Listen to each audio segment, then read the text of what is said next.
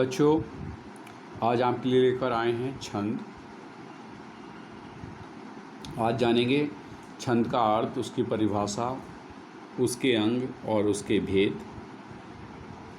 सबसे पहले बात करते हैं हम छंद का अर्थ एवं उसकी परिभाषा से।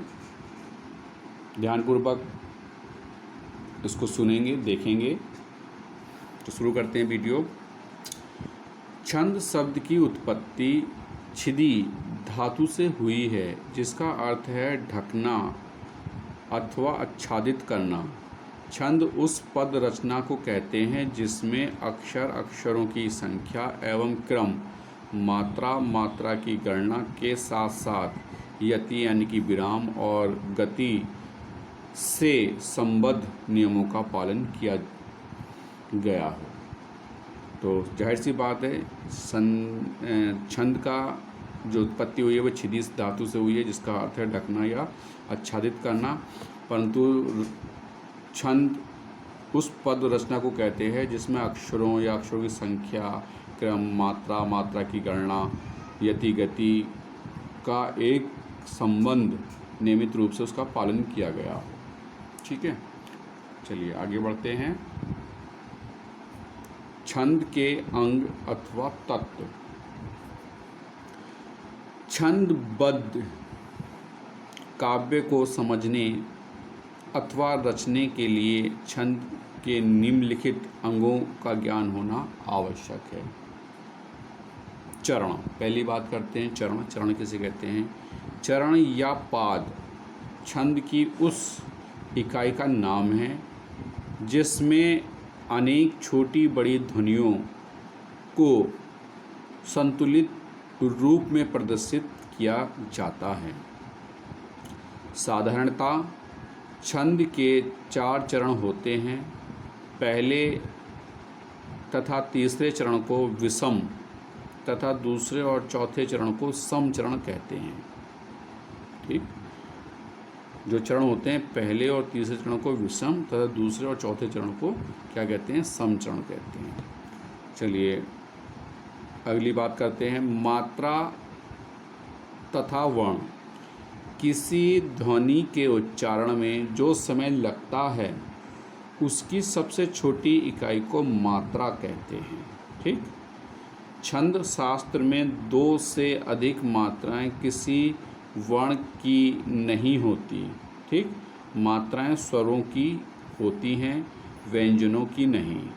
यही कारण है कि मात्राएं गिनते समय व्यंजनों पर ध्यान नहीं दिया जाता। वर्ण का अर्थ अक्षर से है। इसके दोनों भेद होते हैं, इसके 2 भेद होते हैं। ठीक है, पहले भेद की बात करते हैं। पहले भेद को बोलते हैं हर्ष वर्ण या लघु। जिन वर्णों के उच्चारण में कम समय लगता है उन्हें हर्ष वर्ण कहते हैं। छंद शास्त्र में इन्हें लघु कहा जाता है। इनकी एक मात्रा मानी गई है तथा इसका चिन्ह, ये जो आप एक डंडे का निशान देख रहे हैं, पूर्ण विराम का निशान है, अ, ई, उ तथा री लघु वर्ण हैं। ठीक है, चलिए बात करते हैं लघु जो वर्ण है, एक संख्या प्रदर्शित करता है, उसका निर्धारण कैसे करते हैं, उसकी मात्रा को कैसे जाना जाता है। देखिए लघु के नियम।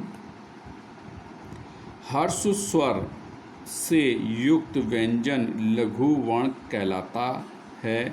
यदि लघु स्वर में स्वर के ऊपर चंद्र बिंदु इस तरह का लगा हुआ है तो उसे लघु ही माना जाएगा। उदाहरण संग, हंसना आदि। छंदों में कहीं कहीं हलंत, नीचे हलंत लगे रहते हैं, निशान लगा रहता है हलंत का, आ जाने पर लघु ही माना जाता है।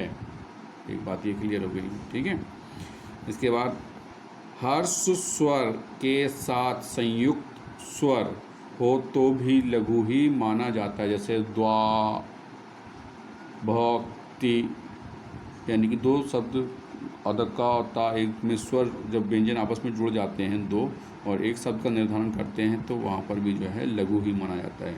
कभी कभी उच्चारण की सुविधा के लिए भी गुरु को लघु ही मान लिया जाता है। इस चीज़ का विशेष ध्यान रखेंगे। कभी कभी यहाँ पर भ्रमित हो जाते हैं बच्चे कि यहाँ पर तो गुरु होना चाहिए था, लघु क्यों हो गया।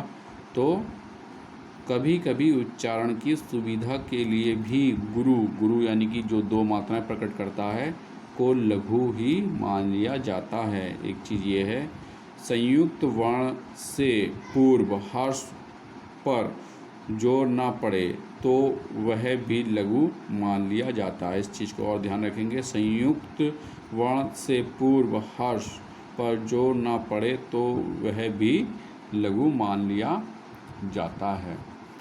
अब बात करते हैं दीर्घ की, जिसे हम गुरु भी कहते हैं। दीर्घ वर्ण, जिन वर्णों के उच्चारण में हर्ष वर्ण से दुगना समय लगता है उन्हें दीर्घ वर्ण कहते हैं। इन्हें गुरु भी कहा जाता है। इनकी दो मात्राएं होती हैं तथा इनका चिन्ह जो इंग्लिश का एस होता है वो है जिसकी दो मात्रा काउंट की जाती हैं, गिनी जाती हैं। आ, ई, उ, औ आदि दीर्घ वर्ण हैं। इस चीज़ का ध्यान रखेंगे आप लोग। जहाँ पर ये मात्राएं जो है व्यंजनों के साथ में प्रयुक्त होती हैं वहाँ पर जो है हम गुरु वर्ण को रखते हैं। गुरु वर्ण की कुछ नियम हैं। गुरु के नियम, दीर्घ स्वर और उससे युक्त व्यंजन गुरु माने जाते हैं। यदि हर्ष स्वर के बाद विसर्ग यानी कि ये विसर्ग का साइन जो दो बिंदियाँ रहती हैं आ जाए तो वह गुरु माना जाता है। जैसे प्रातः आदि, प्रातः, दुख, इस तरह के। अतः, अनुस्वर, इस तरह का डैश लगा के, अनुस्वर वाले सभी स्वर एवं सभी व्यंजन भी गुरु माने जाते हैं।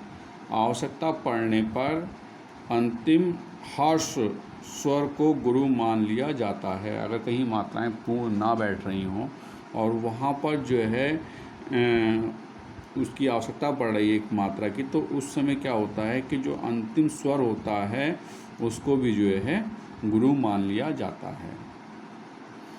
संयुक्त अक्षर या उसके ऊपर अनुस्वर हो तो भी हर्ष स्वर गुरु मान लिया जाता है। जैसे संयुक्त अक्षर हैं और उसके ऊपर अनुस्वर, अनुस्वर का मतलब जैसे माँ या अंग,